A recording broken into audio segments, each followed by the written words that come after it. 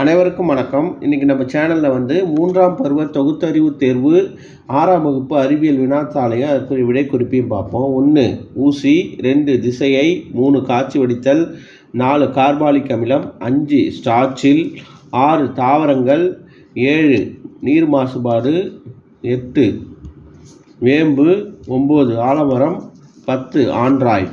அடுத்து கோடிட்ட இடம்.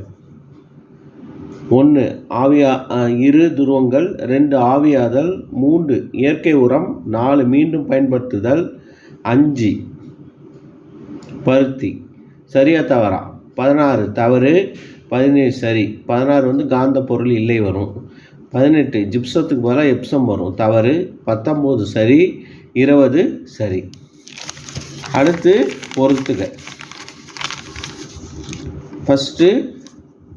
ஃபஸ்ட்டுக்கு வந்து எதிரெதிர் துருவங்கள், 2வது துருவங்கள், 3வது NaOH, 4வது தானியம், 5வது உள்ளீட்டு கருவி. அடுத்து வினாவிடை. காந்தங்கள் எப்போது காந்தத்தன்மை இழக்கின்றன? சுத்தியால் அடித்தல், வெப்பப்படுத்துதல், கீழே போடுதல்.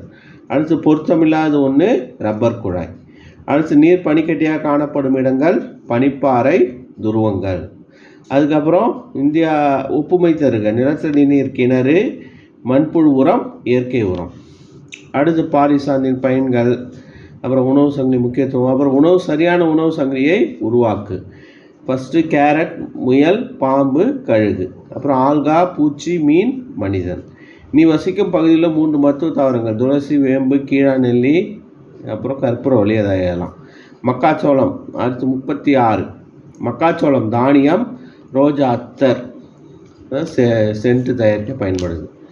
அடுத்து மறுசுழற்சி அடையக்கூடிய ஏதேனும் 2 பொருட்களை எழுதுக. பழைய துணி, காகிதம், ஒரு சில நெழிகள். இது போன்ற வினாத்தாளை பார்க்கறதுக்கு என்னுடைய சேனலை சப்ஸ்கிரைப் பண்ணிக்கங்க. தேங்க்யூ.